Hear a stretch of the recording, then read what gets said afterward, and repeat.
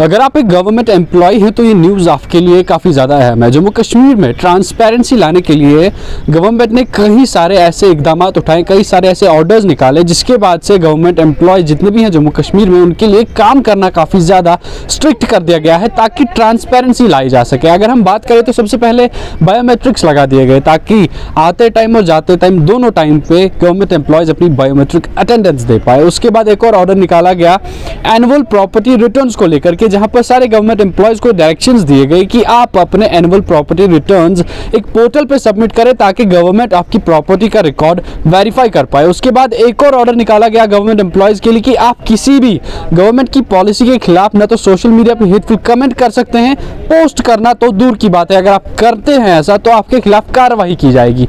और आज फिर से जम्मू कश्मीर एडमिनिस्ट्रेटिव डिपार्टमेंट की जानिब से एक और ऑर्डर निकाला गया है, जिस ऑर्डर के तहत जितने भी गवर्नमेंट एम्प्लॉयज़ हैं उनके लिए एक स्पेशल कमिटीज़ का गठन किया जाएगा, जिन कमिटीज़ के पास आपको जाना है, आपको अपना सर्विस रिकॉर्ड वेरीफाई कराना है। अगर आप वो कराने में नाकाम होते हैं तो आपकी सैलरीज को बंद कर दिया जाएगा। मैं आपको बता दूं पहले काम कैसे करता है। सबसे पहले जितने भी गवर्नमेंट एम्प्लॉयज़ हैं उनको अपने डॉक्यूमेंट्स, उनको अपना सर्विस बुक, सर्विस रिकॉर्ड लेकर के इन कमिटीज़ के पास जाना है, जिनको बनाया जाएगा, जिसमें नोडल ऑफिसर्स होंगे, जिनमें डायरेक्टर्स होंगे, जिनमें सीईओज होंगे, इनमें डिप्टी कमिश्नर्स और हाई रैंक्ड ऑफिसर्स को जगह दी गई है जो इन कमिटीज़ को गठन करेंगे और इनको हेड करेंगे।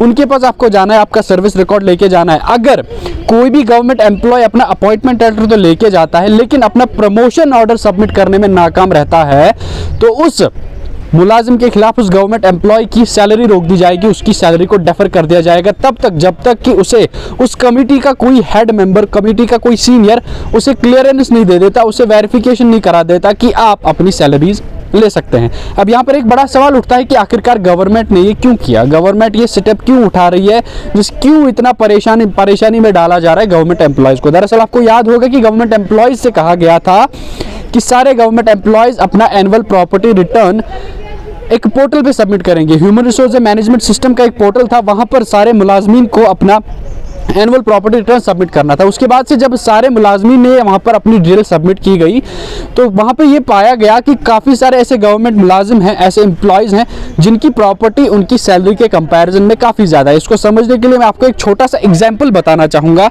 अगर आप एक एम्प्लॉय हैं, आपकी सैलरी 50,000 रुपये है और आप पिछले 5 साल से सर्विस कर रहे हैं, तो इस सैलरी को आप 5 साल से मल्टीप्लाई कीजिए और उसके बाद जो प्रॉपर्टी आपने ह्यूमन रिसोर्स मैनेजमेंट सिस्टम पर अपलोड की है, अगर वहाँ पर फ़र्क आता है तो फिर गवर्नमेंट के शक के दायरे में आप आ जाते हैं। क्योंकि अगर आपने 5 साल में गवर्नमेंट से मिसाल के तौर पर 10 लाख रुपए की सैलरी ली है तो आपके पास 15 लाख की प्रॉपर्टी आई कहां से।